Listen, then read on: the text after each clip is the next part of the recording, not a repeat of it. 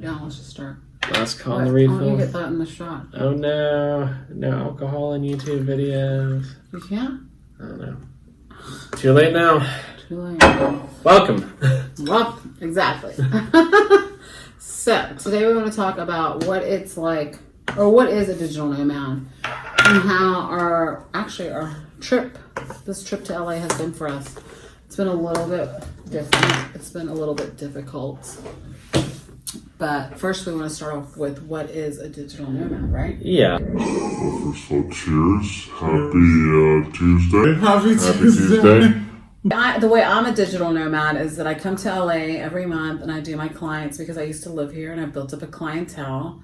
And then when I'm not here and we're traveling around the country in the US, I do gig work like Postmates and Instacart. And I just got qualified for Shipped, but I haven't started that company yet. Yeah. So what do you do? So just to go off of that, so you feel like you're obviously location independent, but then you're able to use technology to work, right? Yeah. Yeah, I think that's fundamentally like what a digital nomad is. Yeah. Because when you say digital nomad, people think of like graphic designers, content bloggers, marketing company millionaires, that whole 4-hour work week life. But it's, I think, really changed a lot, especially in the last year. So let me just jump into what my digital nomad story has been. Honestly, like for both of us, this wasn't something that we really planned. I think it was something that we came into.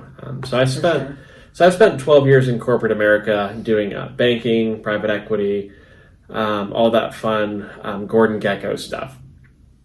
And then in 2019, we moved back to Charlotte, North Carolina.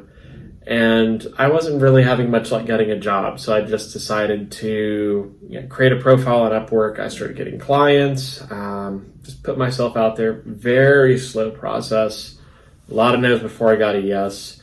And now I travel full time with Giovanna, my girlfriend, and and I'm basically able to work anywhere that I have a good Wi-Fi connection.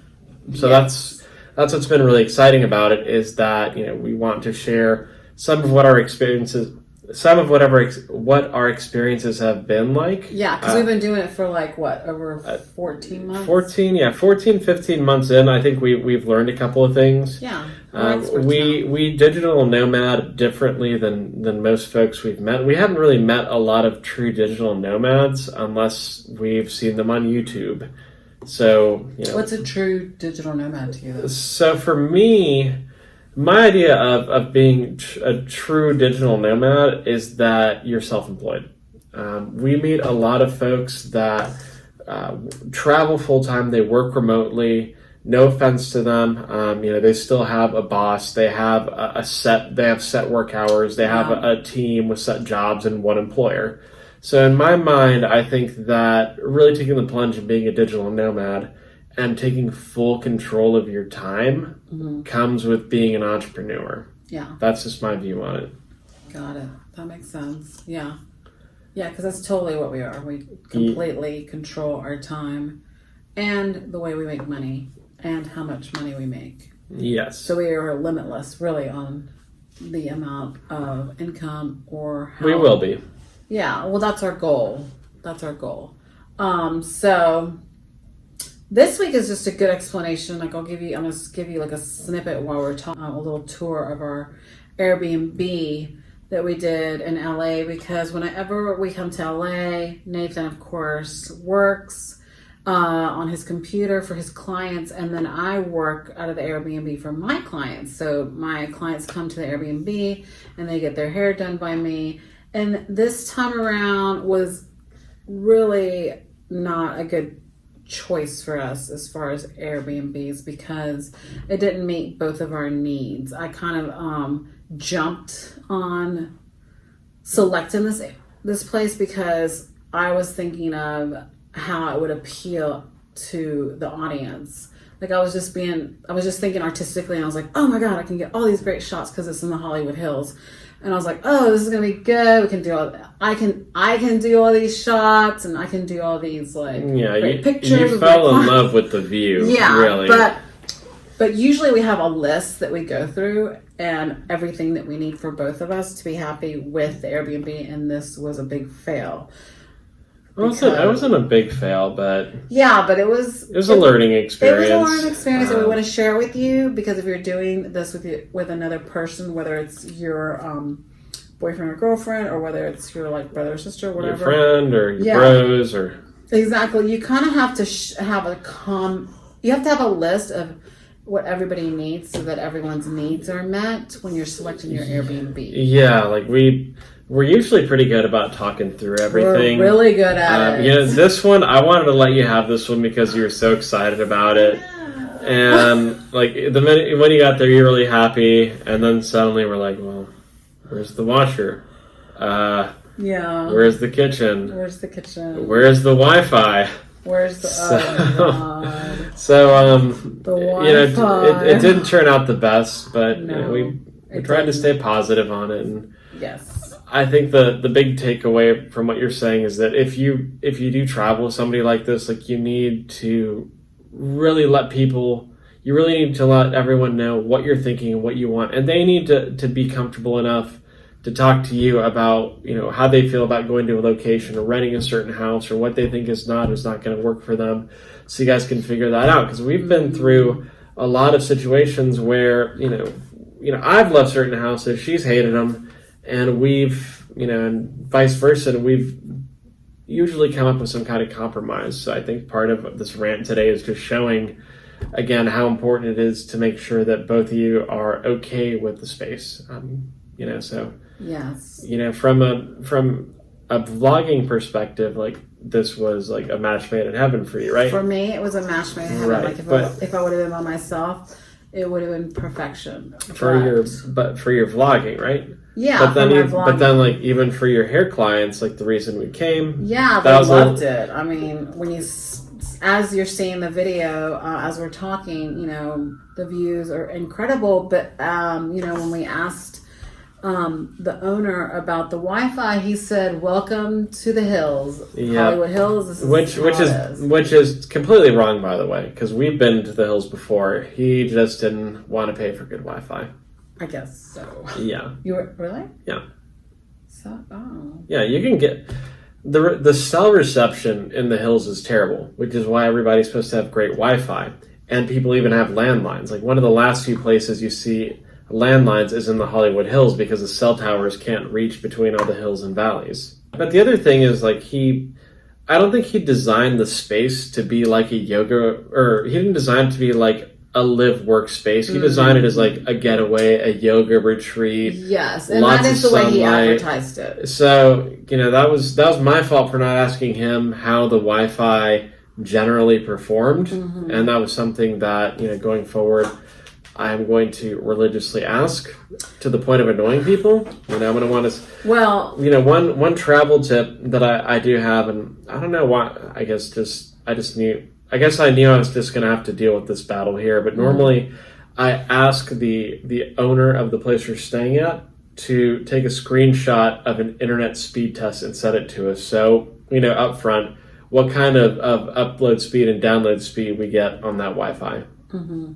Yeah. So I think it was really good to have this experience now that I'm thinking about it, because also too, we're starting to travel internationally starting tomorrow, and I feel like when you delve into those waters of internationalness, you are like, with the Wi-Fi, just the Wi-Fi by itself, can be scary. Yeah, the stakes are definitely going up there. Mm-hmm. And I think that we did forget some of our process that we do. Like when we pack up, Giovanna has her set of duties, I have mine. Like we split up and we go take care of our stuff. And I feel like when we left Florida, it was very helter-skelter, and then leaving this house today was the same. Was just very disorganized. So I we really didn't have our usual we go here, we go there. Yeah, I was like we were all in each other's space, trying to get it packed. And so I think traveling it's like a skill you got to practice, no doubt. Completely. Because 3 months ago we could be out of an apartment in 15 minutes. We had our process, our things. Yeah. We knew where everything went. Exactly. So We'll get back at it. Yeah. Oh, no, we will. But then it's also just like, it's almost like exercising. You've got to keep doing it until you're proficient at it. Because then, like, I'm tired from packing. We hardly packed anything. I'm tired from packing. So you didn't pack anything this morning. I packed everything. Exactly. I told you to go outside. Exactly. I was getting on her nerves, so I just went outside. Well, as you can see, you just saw the video of the space, so it's pretty freaking small. And we're tall. I'm 5'8", he's 6'2", so thank God there was a higher enough ceiling. But I just think that these people, this place is made for people that like to really do lots of yoga and just read a lot of books. Sit cross-legged sit Indian style on the ground. Yes. Lotus position.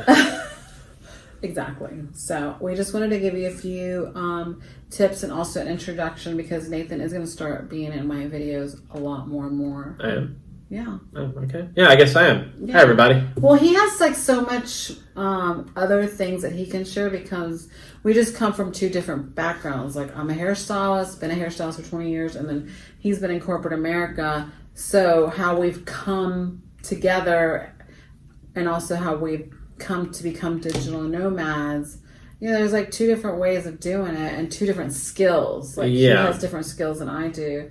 And I just feel like when people watch this, you can either relate to me more or you can relate to him more because questions that you might want to ask him, I can't answer those questions. Yeah. And then vice versa. Yeah, and I hope to my cubicle dwellers out there, you guys I'll get some inspiration from this channel, and I want to hear your thoughts on where you are and where you want to be.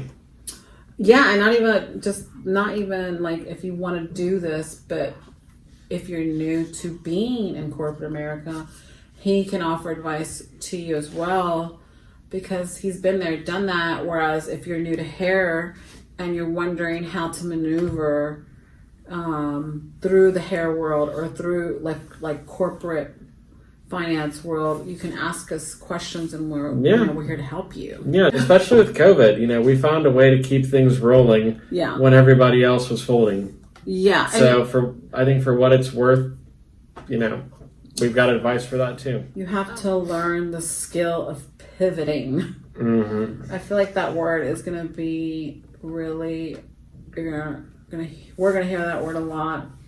But you can remain in the same spot, which is fine if that's what you want. I would say people don't hear the word pivot enough. No, you never hear that word. I feel like all the voices they listen to tell them to stay put. So we will tell you to pivot. Yeah, we'll tell you to color outside the lines. Yes, always. We'll tell you to think for yourself. And we'll tell you to find what makes you happy. Yes. And fucking do it. Oh my God. Wait, do you want to say that straight into the camera? Hold on. I forgot already. We will tell you. Wait, you gotta have like a look on your face. I already forgot it. Anyway, you get what he's saying. Anyway, yeah. And my collar looks amazing. So we hope you enjoy shenanigans. Like our channel isn't going to be for everybody, but I think the people that will get something from it are going to want to make a change in their lives, or they just think about stuff differently. So we hope to hear from you all, and let us know what you think so far. Yes, and we're going to Mexico. So where we're going looks beautiful. So I've never been to Mexico. Have you been to Mexico? Let's see. Once when I was a kid, but that doesn't really count. Yeah, so like when Mexico, no, they went as a kid to any country. No, that doesn't count. No, we're the only people in LA that didn't go to Mexico. Yeah. Now everybody that lives in LA has gone to Mexico to avoid COVID lockdowns. Yes. But then they're telling everyone they're still back in LA because they're ashamed and telling them to stay home. But anyway, that's another story for another day. But so tomorrow we are taking off for Mexico. Mm-hmm. Location TBD. TBD. So stay tuned for a great video. Like this channel. Smash that like button. And comment. Please leave a comment below. Yes. Please leave a comment. Welcome to our channel, guys. It's going to be fun. Cheers. Cheers. Bye. Bye, guys. Ciao. Ciao. Oh. Ciao. Tenemos que hablar español. Yeah. Adiós. Adiós. Ciao. Hasta luego.